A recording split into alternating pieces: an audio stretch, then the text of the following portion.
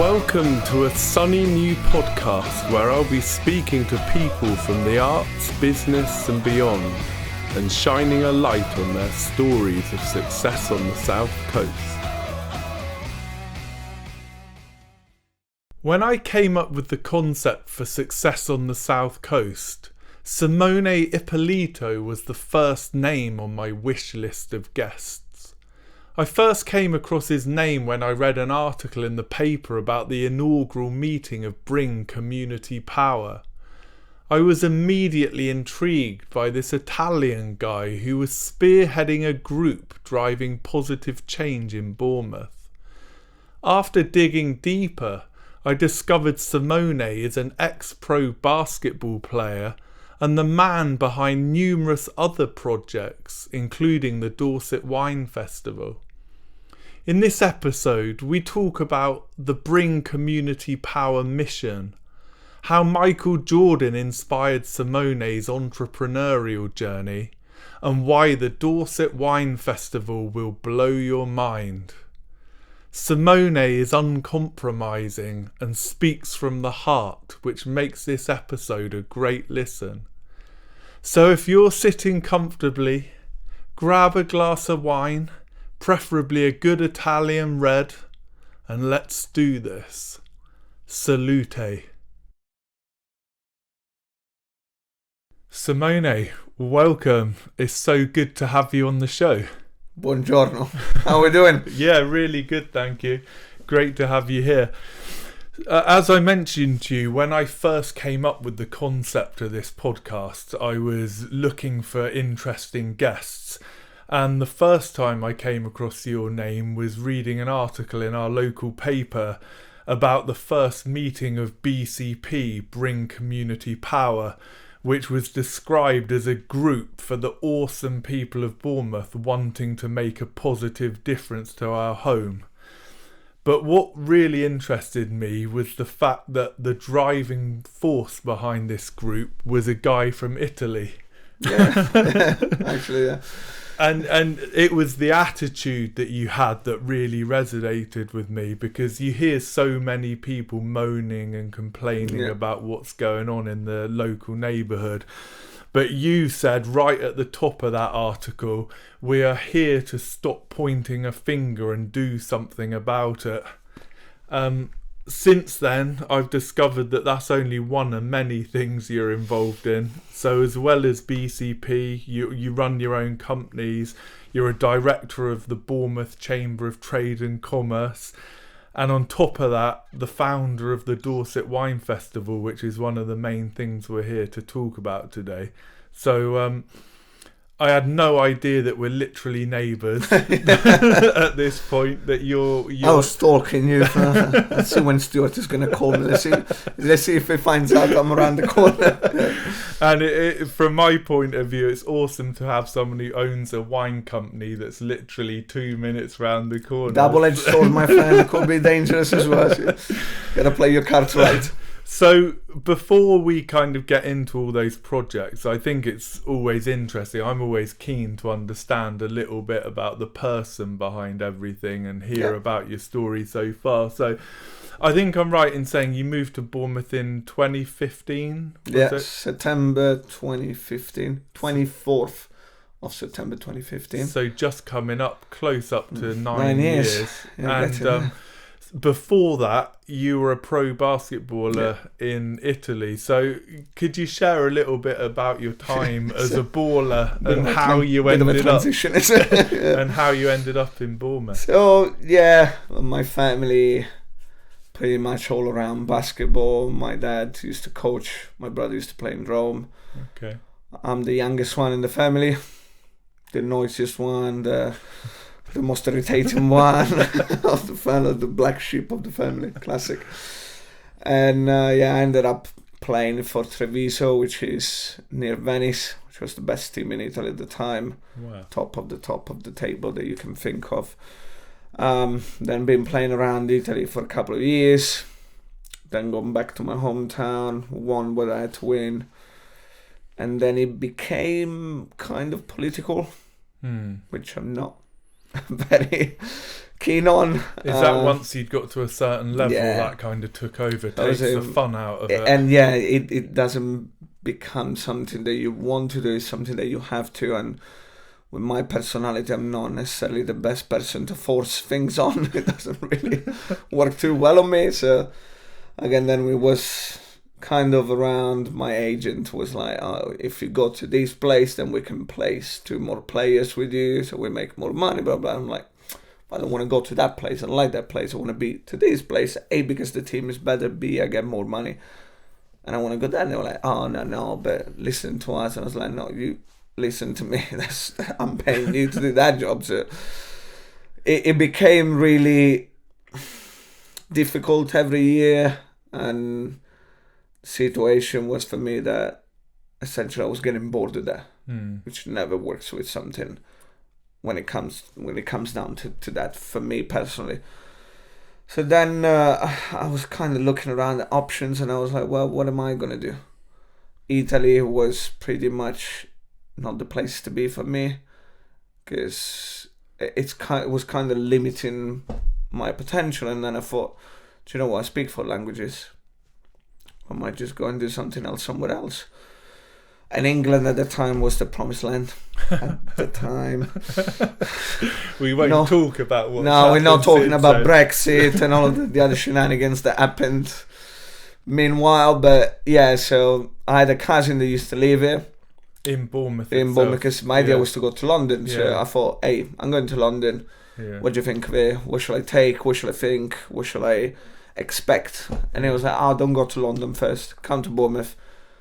It's more like a place for you, because it's on the beach. It's a smaller place, so you get to know everybody with your personality very quickly. Yeah, I was going to say, it's got much more of your vibe, I can imagine. Yeah. Massively. Yeah. And then, the very same day I booked a one-way ticket for the next day. I love that about you. You don't mess about. No. That's why I think that was the best choice of my life so far. You know, it was just like I didn't sat down and overthought about it. I just thought, you know what, just crack on with it. Yeah. The worst that can happen is not right for me. I'll come back. Yeah. But the idea of not having the return ticket and not that safety net already to be like, oh yeah, let's try it out and see what happens. I think that was the best choice, because then I came here. And I've been sold on Bournemouth, because 24th of September, I arrive late, I get to Barso, I party, I have my fun, I come back home. Next day, it's 23 degrees, sunny.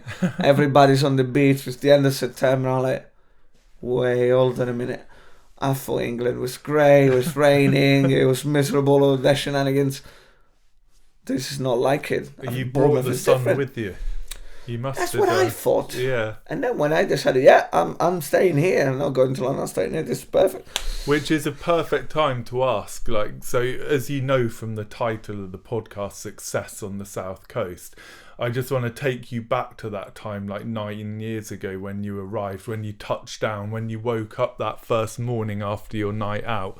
What do you think success would have looked like at that point to you? What did you think of? Nothing like today. I was a very, very different person 9 years ago. Yeah. And I remember, promise you, like it was last night. I got to Southampton, flew from Bologna to Southampton with Flybe, which I don't think exists anymore. A plane with like propeller engine, and I was like, all right, okay. Bit old school, but that's fine. Landed in Southampton. I was meant to get a train, which got cancelled. Then I took a bus. They dropped me at the other side of Bournemouth station. So at the time, obviously, internet wasn't as much of a thing with the unlimited minutes, unlimited data, all of that. So I had limited time to text my cousin. I didn't have a lot of money with me as well to be able to afford long time phone calls and stuff like that. And I was like, I'm at the station. Where are you? And he was like, I'm at the station.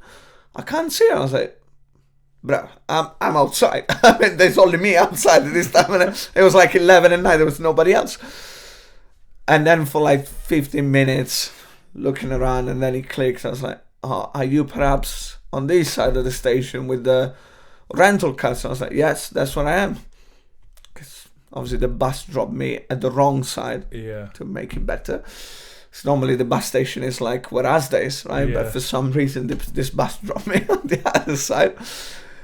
And then I got to his place, and everything was so different. Everything was so new to me, which I loved, because you're basically starting a new chapter from scratch. And people normally scared about it. Yeah. They're like, oh, I don't know about this. Oh, this is not familiar. You love the new. I know that even with our talking about your projects, you love that blank piece of paper and you're like, bring it on. And it's about being out of your comfort zone. Yeah. That's the only place you're going to grow, right? Yeah. For me, I was like, okay, this is how this works. This is how that looks like. I need to adjust myself to it very quickly, because, again, I didn't come here to be average. I didn't come here to be, oh yeah, there's another Italian guy is here, lost in the crowd. I came here to be like, when people think Italian, there's one name that comes to mind, and it's my name. And it's not in an arrogant way. No. It's I need to do something where people remember my name for it. Yeah. Which is not just work, again, it's about community, it's about giving back, it's about doing something for other people. It's not always, people think to be known, not famous is not the right word I want to use in this scenario, but to be known for something, people think, oh, you need to be rich, you need to do that. That's not necessarily the case. You can be a nice human being, do nice things for others. Which kind of leads us on to a number of your projects, but before we get to that, you've really made Bournemouth a home, and it's really great hearing you talk about it so positively. What do you think's the best thing about living down here on the south coast? It could be a loaded question where we can spend an hour talking about it, but I'll try and put it together the best I can. So I will not be the person I am today if it wasn't for Bournemouth. Wow. As simple as I can make it. So I owe a lot to Bournemouth, the people in it. I now have people in here that are like family to me. Wow.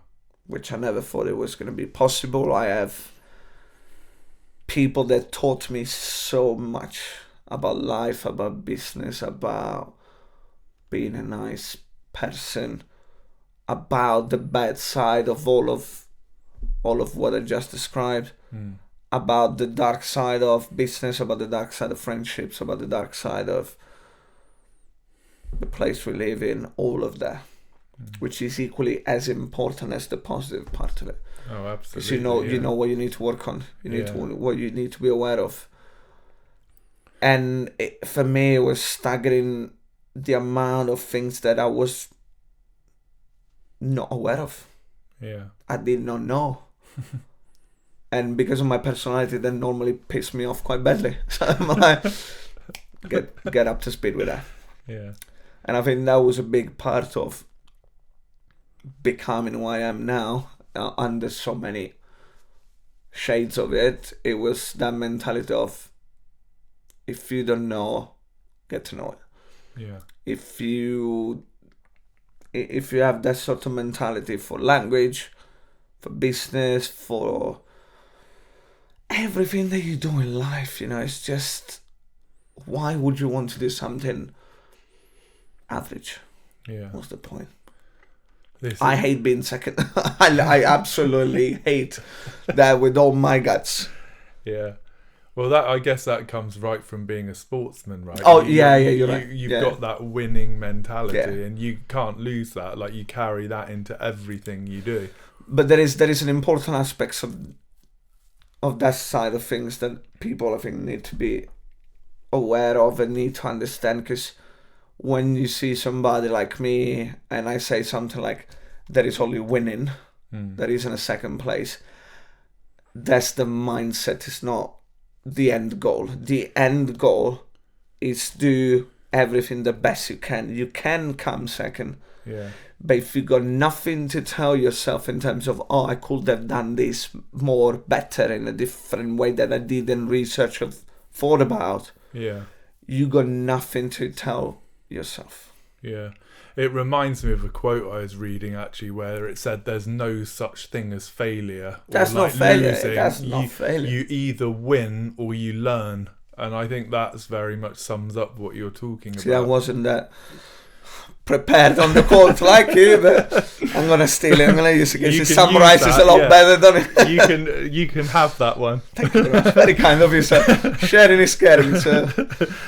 Sorry to interrupt the chat. Just a quick one to ask a favour. If you're enjoying this episode, then please rate, review or subscribe wherever you get your podcasts. Now back to the episode. So we're going to get into your projects, and you've got loads of stuff going on, and I just wondered, do you think you've always had that kind of entrepreneurial side, or is this something that's developed since you landed here? And I'll tell you another thing. If I had this mindset of work ethic now when I was playing basketball, I would have been in a very different scenario, my friend. Yeah.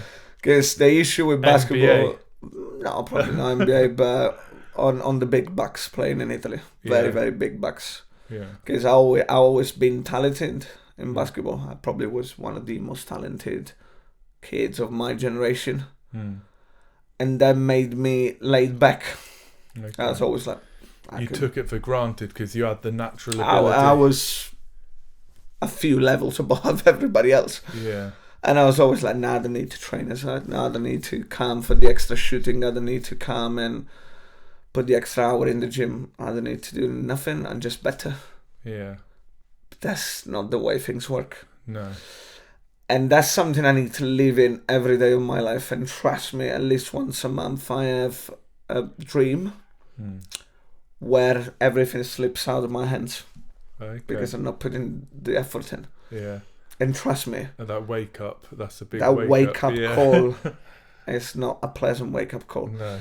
And that's the lesson that it's about living with consequences, not regrets. Yeah, yeah. Right. Obviously, we won't talk consequences, not about being psychopath or kill people to get where you want to be. It's about exhaust your options the best that you can, and then draw a line and be like, okay, I've worked X many hours. I've researched X many things. I've put X amount of details into the project that I'm doing. Is it working? Is it not? Is it worth it? Yeah. Draw a line and make an honest, feedback to yourself and be like, yeah, I've done the best I could. I guess to use a sports analogy, it's like you want to leave everything out on the court. You don't want to wake up. And that was the thing. For me, when it came to the game, I was like a shark. There is no... because I didn't like losing, I will go out and I will die on that basketball court. Yeah. There is no second chances. There is no, we'll get them back next year. I want to win now today. Yeah. And I need to do everything on that court to win today. But if you don't train in the background, you can't expect to win on the day. No. Talent alone doesn't win the games. Yeah. And business as well works the same way. Talent alone is not going to get you the big contract. Talent alone is not going to make your company survive. Talent alone is not going to get you where you want to be. You need to work the extra hours. You need to research the bits that are important to you. You need to make the effort. Yeah. When somebody else is not. That's when you catch up with the competition. That's when you overtake the competition. Yeah. And that's what happened to me. People that were not as good as me catch up with me and then eventually overtook me. Yeah. Because my mindset wasn't there. Well, that is a great lesson, and this is exactly the type of lesson I'm hoping that we can share, with the audience here. So let's dive into some of the events, and I think seeing as it's how I first found you, I think it's only fitting to kick off with BCP, Bring Community Power. I love that name, by the way. Did you come up with that? Yeah, it's cool. I quite like the names of my things that I do. I like to be a bit funky with it, a bit extrovert with it as well, and a bit out of the ordinary. Yeah. Well, it will stick with you more, right? Exactly, yeah, and it's just got it's just got an attitude, that name, that I just think really suits it. We talked a bit about it before. It's described as a community of people for the community, and I read it started with a post that you put out on Facebook, but I wondered what prompted you to write that post and how did it develop from there? That's the right question. So, with my involvement with the Bournemouth Chamber of Commerce, obviously there are meetings that we attend with police, with councillors, with MPs, all the rest of it. And the idea, obviously, you attend these meetings to understand what the state of things are, what are the measures that have been put in place to tackle certain issues and stuff like that. Then one day in January, late January, something like that, I attended this meeting with Chief of Police, with Tobias Elwood, with some other chamber organizations and like districts and stuff like that, with ambulance represent all of these sorts of people, right? And for 1 hour, I kid you not, 1 hour, all I heard was moaning and crying and people pointing finger to other people for it. And even talking about it now, it just like, no. And at one point, because being Italian, my patience is very short. So I'm not renowned to have a great deal of patience. So after an hour, I was just like, guys, this is not going to work for me. I appreciate you all being here, but I don't understand what you expect to do by coming here and cry to one another. This is not like a community social work group to tackle depression and stuff like that. This is a group of people to actively do stuff for town and for communities and for other people, right? What do you expect to do by just moaning and pointing fingers? It baffles me that I've wasted an hour of my time listening to all of this. And I said there was a talk about something happening around Winton, and I was like, you're not going to start a fire without a spark, right? And you're now putting water onto every spark that happens. I'm out. I'm not dealing with this stuff anymore. You crack on crying, I'll bring you tissues. Well done. And then I went out from there and be like, God, this is so anti-me. I'm not going to be part of that anymore. And I need to change that trend. So the next day I made that post on LinkedIn, kind of explaining everything that happened and kind of like asking the question for the first time, do we as a community want to change things? And it went wild, and a lot of responses, a lot of just like yes people that are just yes for that post, yes for the social part of it, but not yes for the actual active part of it. Yeah, because sadly it's a lot easier to like a post than it is to get out on the streets and do anything. Yeah, because a lot of people are just not there yet. Yeah. And we need to respect it, we need to accept it, and I'm going to be brutal about this because there is no other way around it. And again, quite frankly, I don't care if this is touching you or if this is touching you, or if you feel like somehow about it, if you feel somehow about what I'm just about to say, you know where you are. We are a lazy society. We are a society of people that is just coddled. It's too nestled in this social media community when it's like, oh, somebody else is going to do it. Oh, I'm just going to send a message and be outraged about it, but I'm not going to do anything about it. Let me be crystal clear about it. If you're not part of the solution, you're part of the problem. Period. And you can listen to this and be like, oh, but I'm not the police, or but I'm not the council.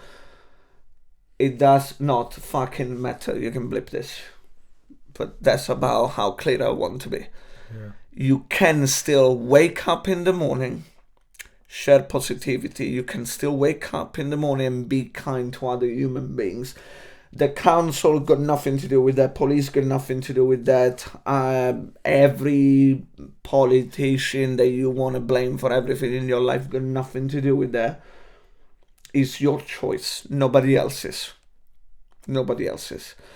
And unfortunately, we live in a society where there is a lot of division, racial abuse, religious abuse, all of that shit. Blip it again if you want. I know, you talk freely, that's fine. I don't care. If you are worried about me swearing when there is literally genocide happening on the other side of the world, and again, wherever you come from, I don't care, genocide is happening.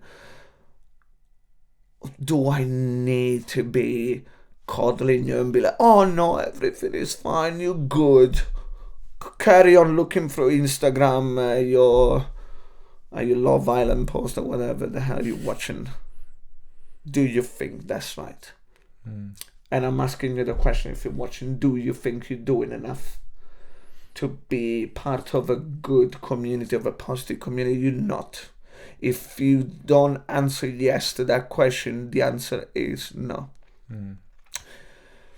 Coming to what it actually is that we want to do with the group, we don't want to revolutionize the world, we're not reinventing the wheel, we're just here to spread positivity around and do our little part, which is not about we're gonna clear the town center from homeless people, we're gonna fill in the empty offices and stuff like that. No, we're just gonna talk positively about where we live. We're gonna do our little part for the place that we live in, which is our neighbor, each and every single individual neighborhood of people that are part of the community. That's your neighborhood. Why are you waiting for somebody else to clean it? Well, can I just ask, because I think you've touched on loads of really important things, but one thing I really like is the fact that you said it's non-political, it's nothing to do with that. So who has got involved? Is it mainly individuals that have answered that call? Is everybody? It businesses? We got MPs involved, we got politicians involved, we got business owners involved, we got people that are out of work, we got people that are not same opportunities as some other people. We got every sort of walk of life involved. That's really amazing to have brought all that together. But it's not about where you are outside of it, it's about what you want to do down here for the stuff that is not glamorous, for the stuff that is not going to win you votes or is not going to bring money to your business. This is about something that is far greater, is vastly beyond all of that. Is about leaving a place for the next generations to come. And you talked about, these are projects that anyone can get involved in, just sparing a bit of time, and the group's aiming to improve the area through those projects that everyone can get involved in. So can you give the audience, people watching, listening, an idea of the type of projects you've done so far? So yeah, we've done projects where we wanted to help food banks, for example. We wanted to clean our own neighbourhoods. Was that the big spring clean, which was a great idea? Which was really, really well received. Yeah. And again, it gives a sense of accomplishment. It gives a sense of belonging. It gives a sense of pride. I told you I cleaned the bottom of the street. Yeah. 3 people, 2 hours. And it was brand new. Yeah. And I mean, that's how little it takes. What do you think is necessary to clean a piece of your neighborhood? A broom? Yeah. A shovel, maybe? A couple of bean bags, couple of gloves. That's all it takes. Yeah. You don't have it, you can't afford it, come to me, I'll give it to you. Yeah. If you don't ask, you don't get. You need to do that first step, though. I can't carry you out of bed. I can't poke you in the back and be like, be active. It comes to you. Yeah. I can't force it. No. And if I force it, it's wrong. And that probably is a good point to ask the question then. What are your plans for BCP going forward? Because I know you always say it's not your group, it's everyone's group. It's our group. Yeah. It's also your group. Yeah, exactly. And everyone watching and listening's group. The plan now is step a little back, let everybody understand that everybody's got responsibility. Everybody's got to have pride and a sense of belonging into it and do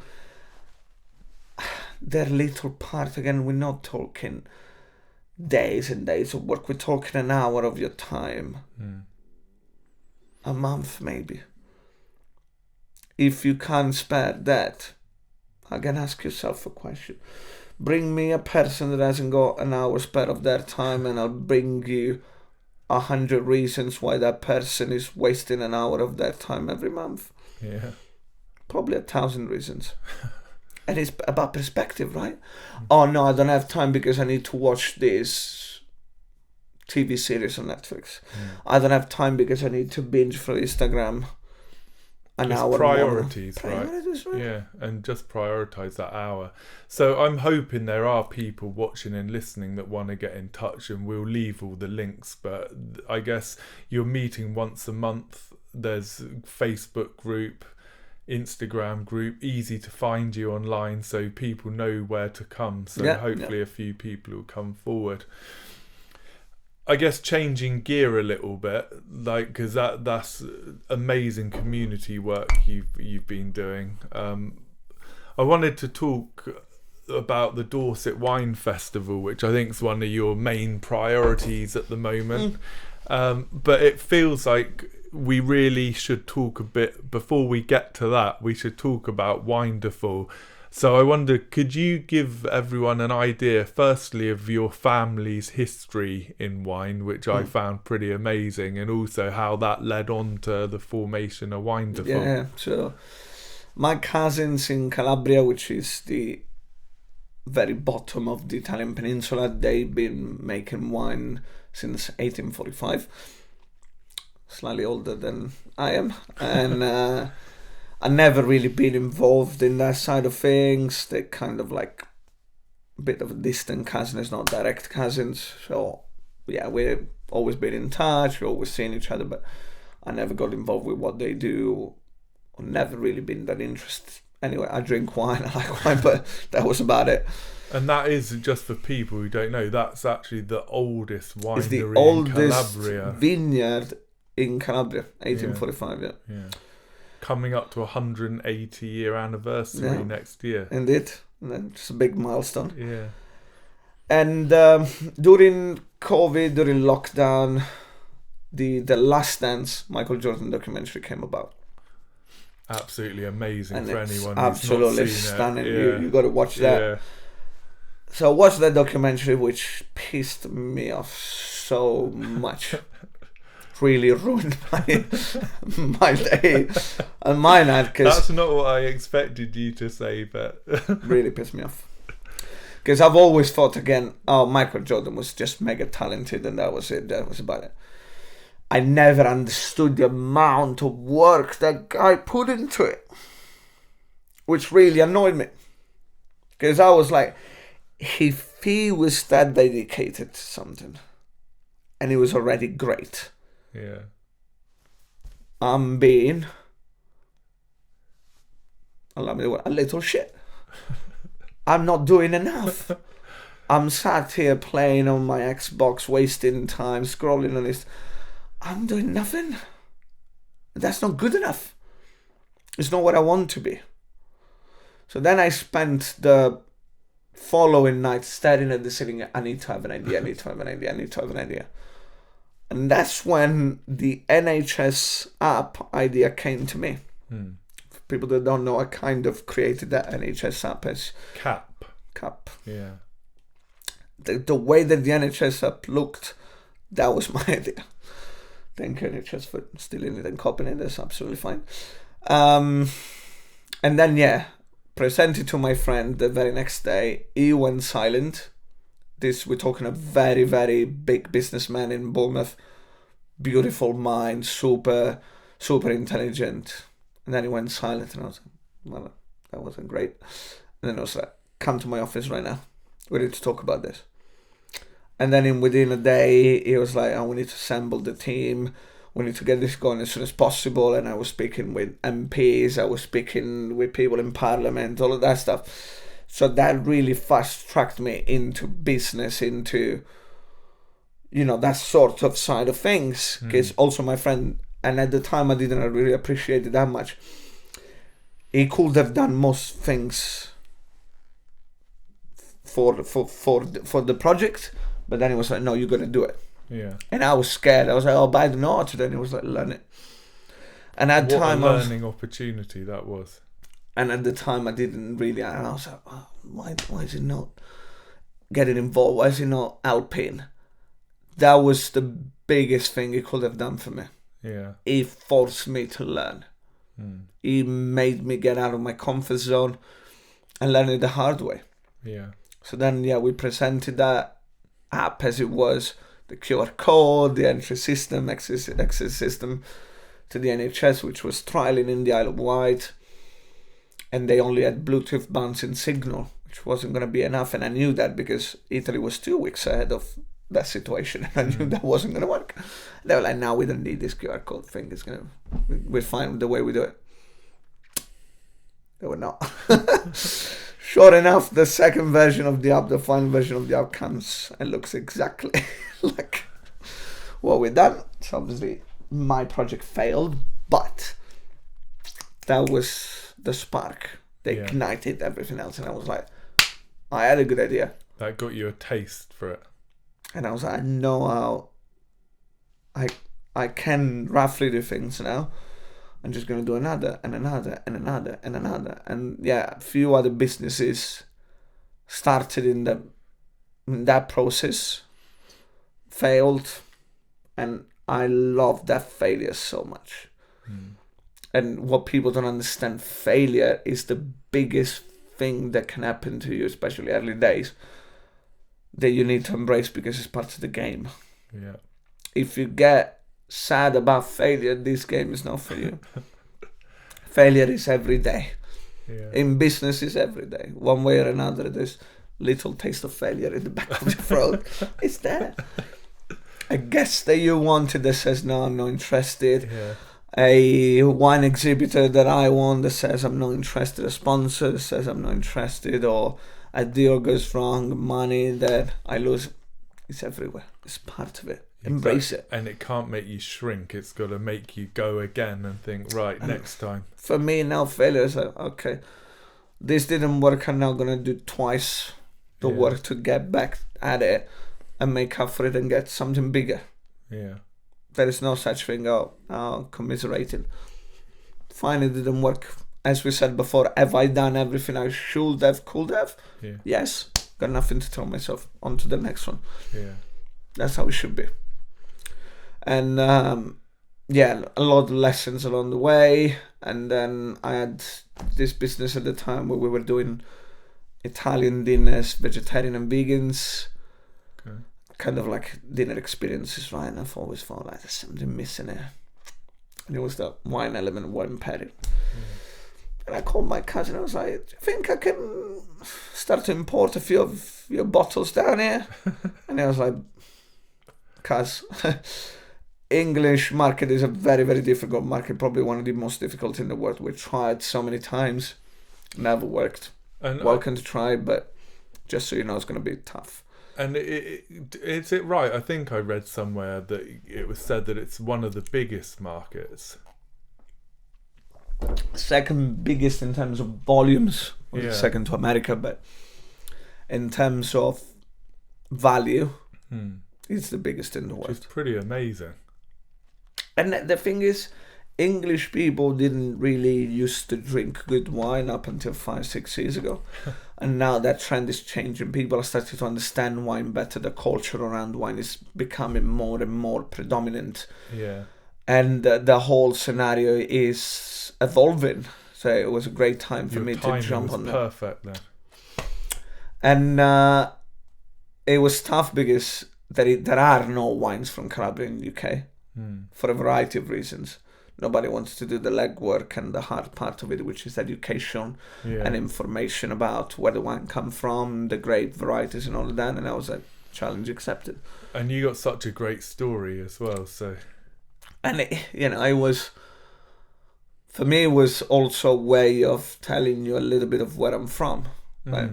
Because I'm passionate about where I'm from, and I want people to have a taste of it, a look at it, and then understand that, hey, that place existed. So next time somebody tells you Capp, you're going to be like, I know exactly what that is. Well, like I said to you earlier, that was exactly my experience. Until I'd read about your wines, I wasn't familiar with that area. So you're winning people. I'm already doing a bit of the work. Yeah, so, a bit of tourism. So that led to the formation of Winderful then. Yeah, so Winderful got created on the 4th of December 2020. Obviously, middle of pandemic. Yeah. And it was a gamble, you know, it wasn't... I would have never thought it would get to the point where it is now. Yeah.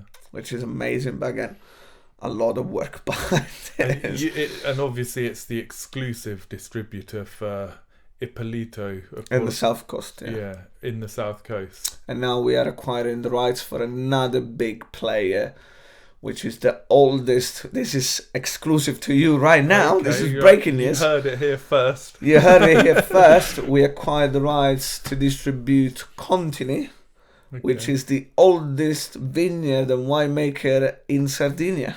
Wow. So we got the two oldest for the respective regions. That's amazing. So we're building that identity, you know.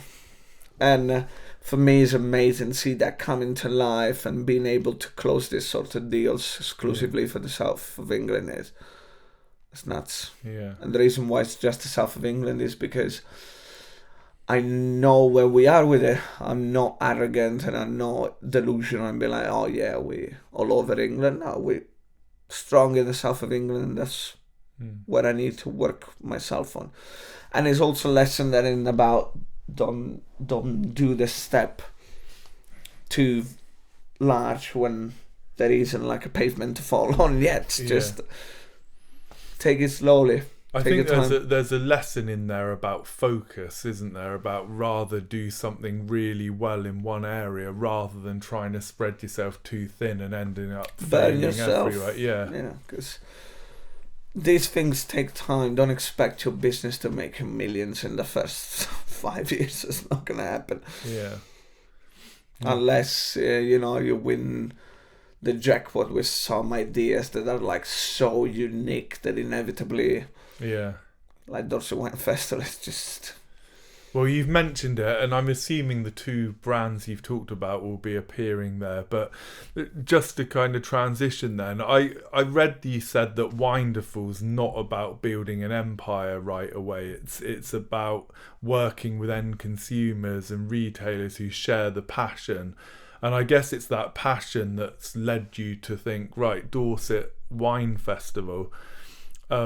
I really liked where I heard you say it's not a conventional wine festival, though. It's not. And so I think, give us a flavour then. Tell us when you had that first idea, and then what can people expect? So, yeah, passion, definitely the thing that moves everything for me. I'm not going to do something I'm not passionate about, very, very bluntly. I'm not. Like when the missus asks me, oh, do you want to come shopping with me? No. Politely, I will decline. Not interested. Not for me. But yeah, the jokes aside, is when Winderful started, I was looking already right away like, oh, let's do a wine festival, because already at that time there was nothing around in the area, and I was like, obviously COVID and lockdown, they're not allowing those sort of events to happen. But then I've always been like, oh, let's do it next year. And nobody ever like wanted to do it with me. Until this year I was like, I'm going to do it, no matter what, I'm going to do it. And then I met Mauro from Sobo Sommelier, and I was like, yeah, it's a great idea, we should do it. And that was, for me, that's all I need to hear. Bam, I was going to do it. But again, me being very extrovert, I wasn't going to make a conventional wine festival. It's not going to happen. Now, our last wine festival in the south of England was in 2019 or 18, if I remember correctly, in Winchester. Okay. So it's been a long time. Yeah. There's nothing else in the south coast. No. Yes, the south coast is very big on wine now. There's a lot of winemakers that make sparkling wine. Well, that was, I think, that was another thing that I found really interesting, like watching your vlog, and I'd recommend it to anyone who hasn't seen it. It's a really good watch. But you did a tour there to English oak wines I'd never heard of, and I remember you yourself literally walk out to see the vineyard, and you were like, "Wow, this is giving me a vibe of like Italy or something." But you wouldn't believe it was around just the corner. yeah, Crazy. So there is. So the British sparkling wine scene is becoming really, really big, especially in the south coast. If you think about it, we're like right in front of France. So similar climate, similar soil, all the rest of that is pretty close. So it is becoming popular. It's becoming very big movement. The people are starting to see and embrace. And I wanted to talk about it during the documentary of Dorset Wine Festival, because I think that gives also an understanding of what we're trying to achieve. It's not, it's not like a party where you come and get pissed at Dorset Wine Festival. It's not about it. It's about an experience of wine. It's an experience of understanding wine, try different wine, expand your horizons of what you think wine is and what it actually is. And you've got about over 50 exhibitors. Possibly might be more than that, but from every corner of the globe, and there's so much that even I'm not a wine expert, and there is so many things that I'm learning along the way that are so fascinating and makes me drink wine or see wine in a different light. And that's what I want it to be. Dorset Wine Festival is a place where you come to a scenario where it's out of a fairy tale. It's into a castle which has never been done before.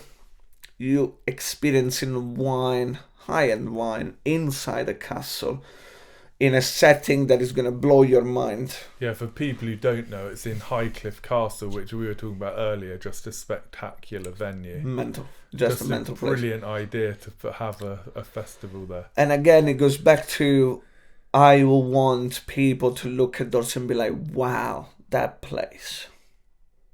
Not just, oh yeah, it's only Dorset. For me, Dorset is my home, right? And I want everybody to feel this is the best place we can be. Yeah. Right? And it is. Without a shadow of a doubt, it is. There is just not an understanding of how good it is.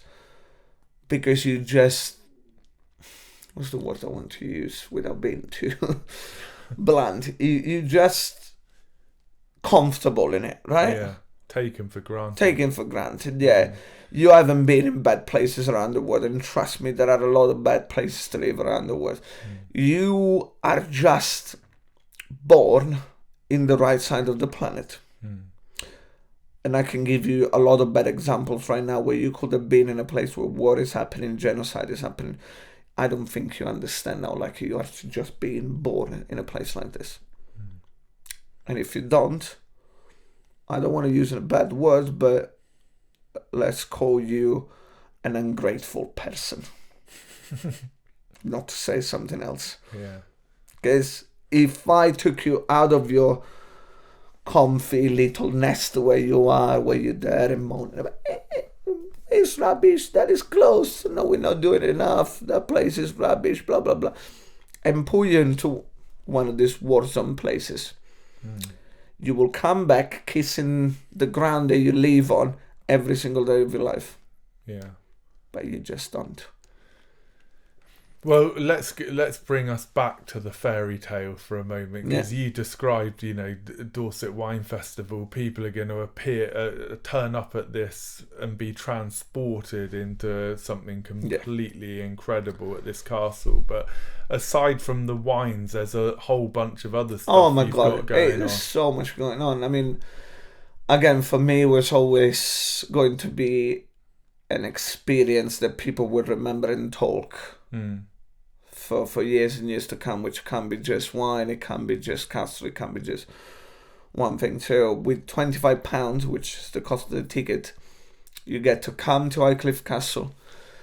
You get to, first of all, see the castle, which is stunning. If you've never been before, it's just an amazing place. outside the castle, on the perimeter, right outside the castle, we will have our food stands with some incredible local producers making some incredible food. Yeah. On the vista garden of the castle, we will have supercars. Yeah. Again, in a setting that has never been done before. Yeah. And in front of the castle, in the water, there will be a Dorset cruise boat. So there's a whole line of things that you get to watch. Then coming inside the castle, we will have 3 different rooms. English wine central, European wines on the left, and rest of the world wines on the right. And with £25, you get a branded glass from Dorset Wine Festival, which you get to keep, a bottle of water, and you get to sample every single wine that is inside the castle, which you can then also buy by the glass, by the bottle, by the case. And that's another great thing I heard. You know, you said usually you don't get the chance for consumers. No. They might sample, but you can't buy them. At Dorset Wine Festival, it's different. People can walk away with bottles of wines they discover. And it's about building the relationship with the end consumers for our wine exhibitors, right? It's a better return of investment for that. It's a better setting to be in.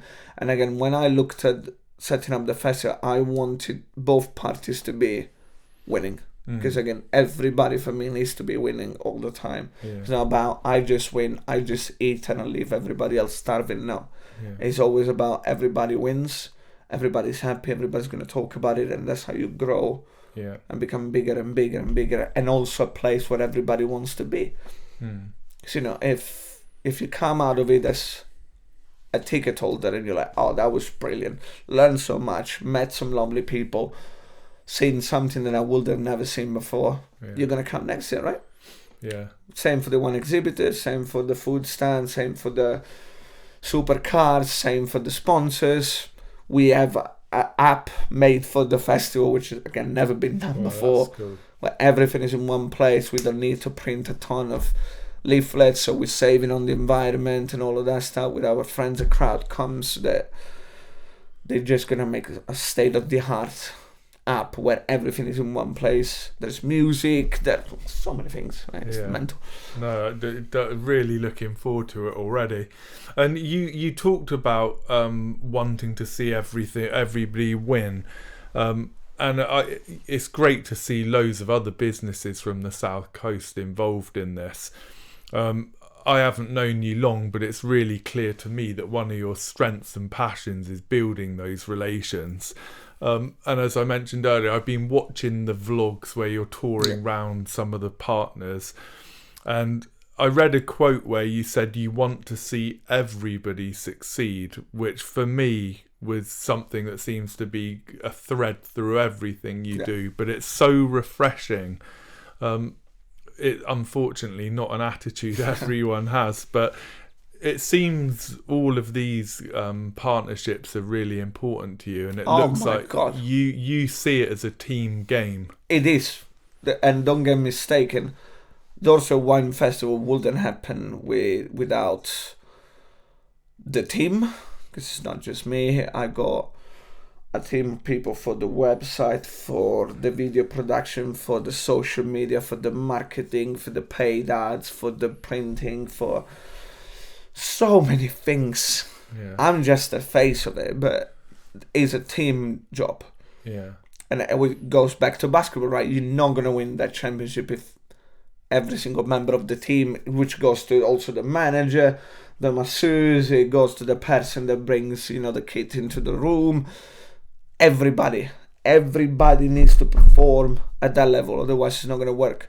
Equally with our sponsors, with our partners, it wouldn't happen without them. I mean, we got a list of sponsors that is mind-blowing. I know, I saw it on the back of your hoodie. I mean, you asked me when I started, do you think you'll get that many sponsors? I'll be like, I hope so.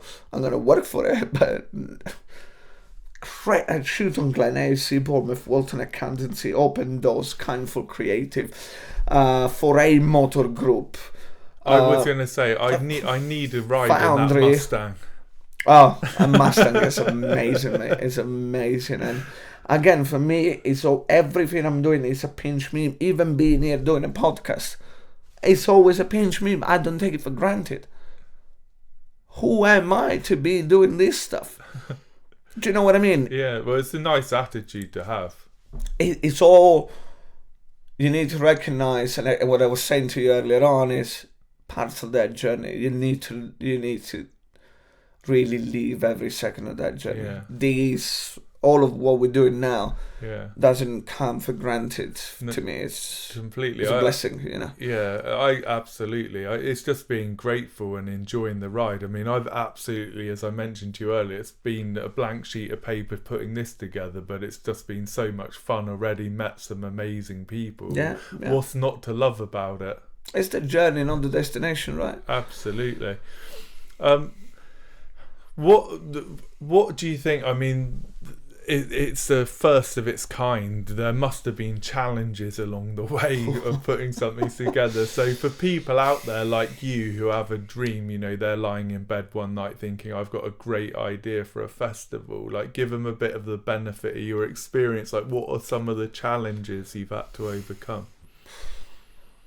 In terms of the festival, the list is very, very long. Yeah.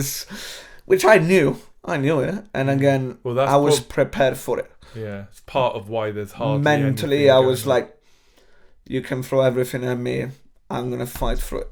Yeah, I can fail. I mean, don't get me wrong, I can still fail. It's always an element of failure around it. We discussed it before, but again, I am working relentlessly on it. And when I say relentlessly, is day, night, weekend, Christmas, my birthday, my missus' birthday. There isn't a day off. Yeah. There isn't a day off. There isn't a moment when I'm just sitting back and take a foot off the gas. Yeah. It's relentless. But if it was easy, anybody else could have done it. Yeah. And I don't think I'm anybody else. I don't think I want to be anybody else. I want to be above the average, as I said, and I'm willing to put the work in. I'm willing to make sacrifices, and I'm willing to challenge myself for it. Again, there is so many operational things behind putting something like this together. There's so many elements that you need to place together, but luckily we've been very fortunate. The people at Highcliffe Castle, which again, they also part of the team. They've been so helpful. They've been so kind to us in terms of directing us, in terms of things that we might not see, that they know already could be an issue, and they helped us, you know, take one thing at a time out of the equation. So very, very grateful for them. Very grateful to my team, because again, without them, it wouldn't happen, because there's too many things to do. There's social media, tickets,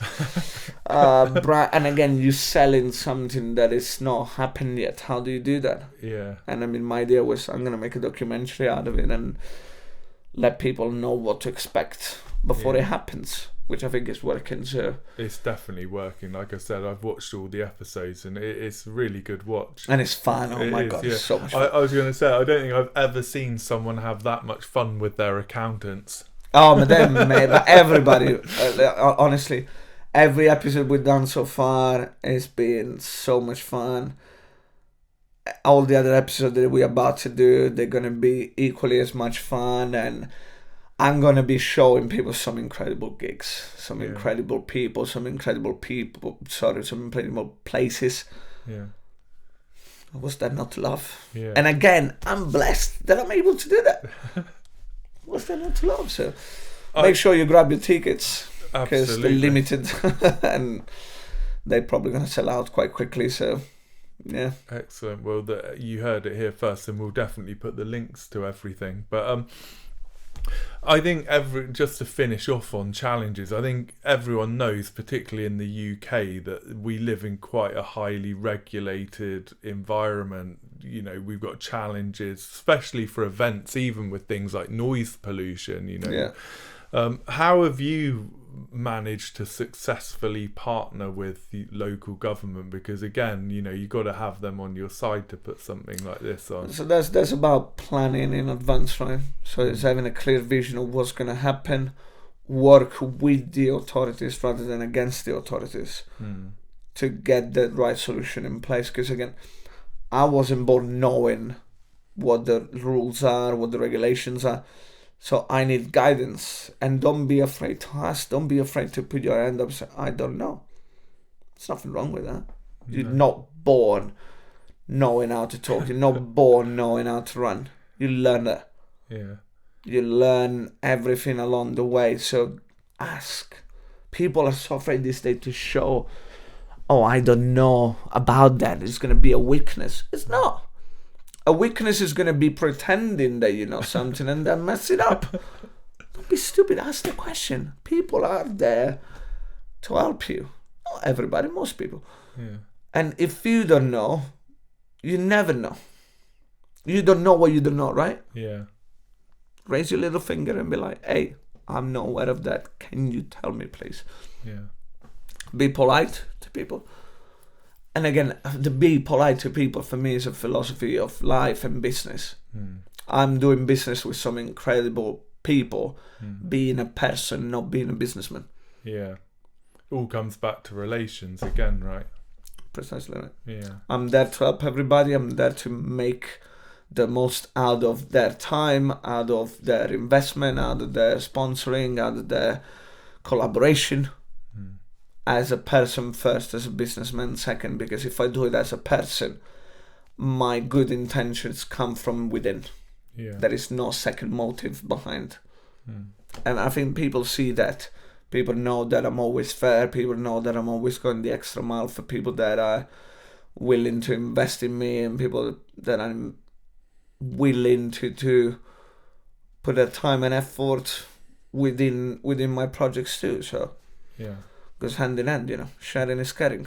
Definitely. Well, I always thought when we first started talking, when I was researching, you've got so many different projects going on.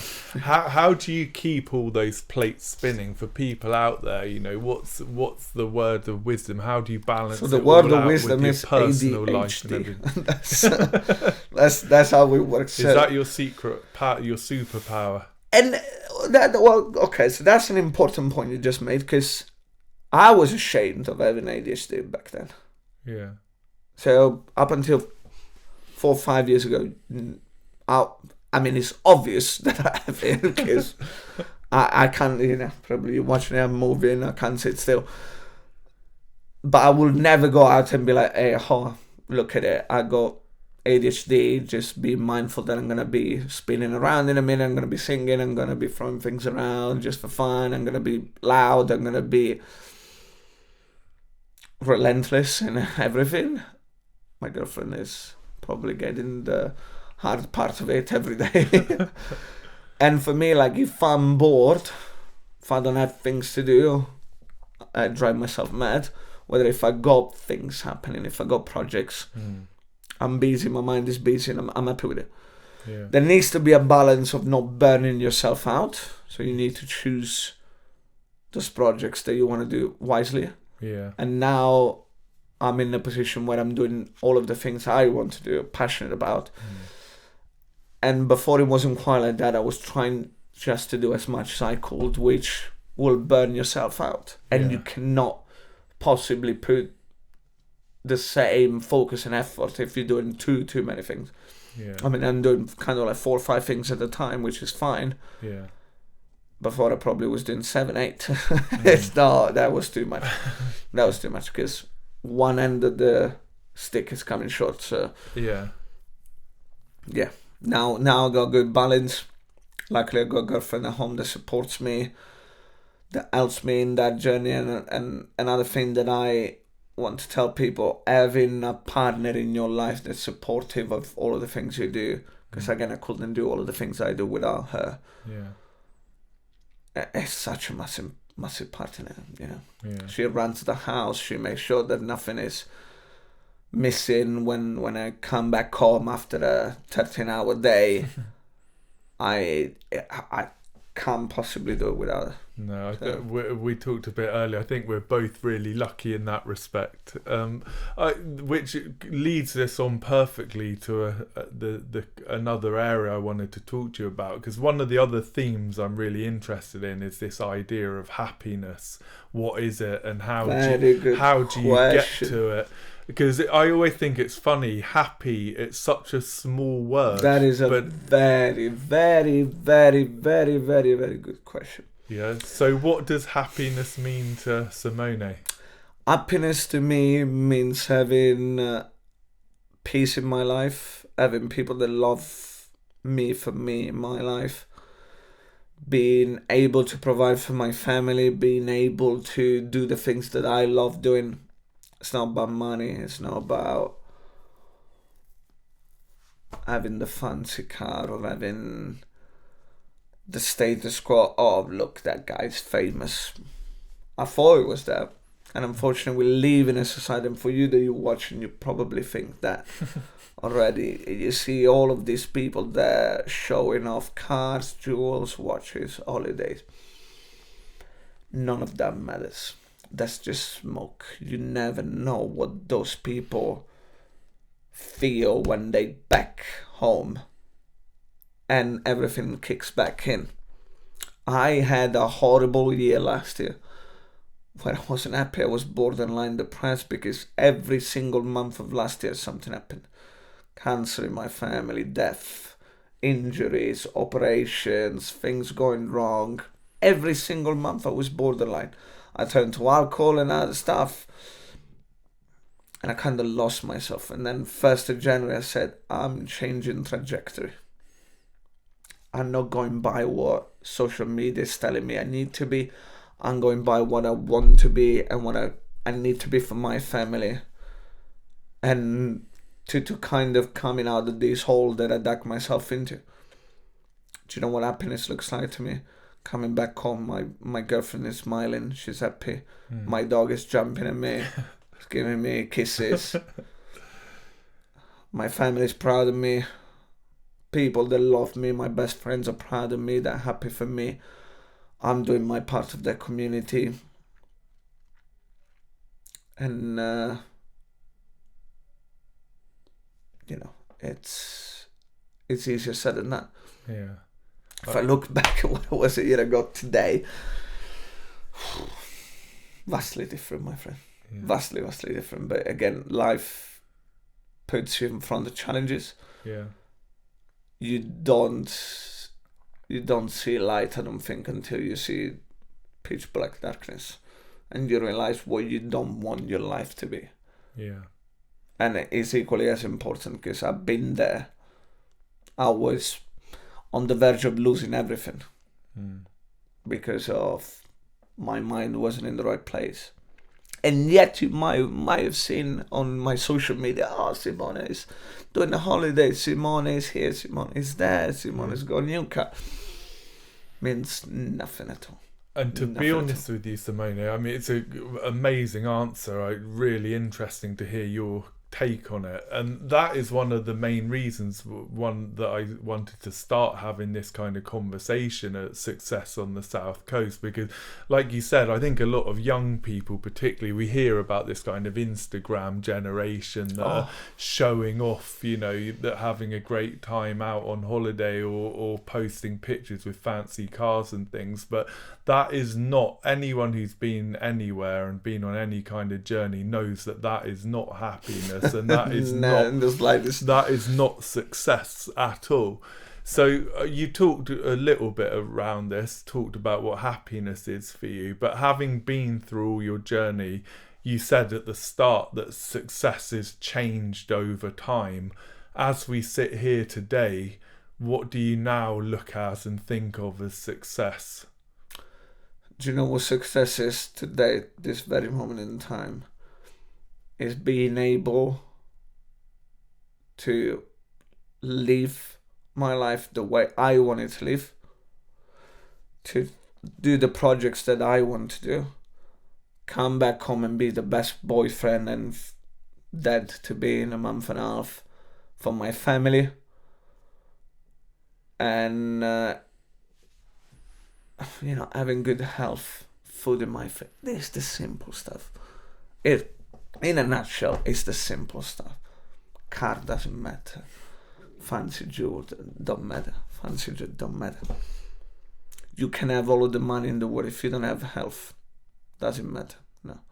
If you don't have people around you that love you, doesn't matter. No. You're gonna be lonely, right? Or you're gonna be ill, right? Doesn't matter.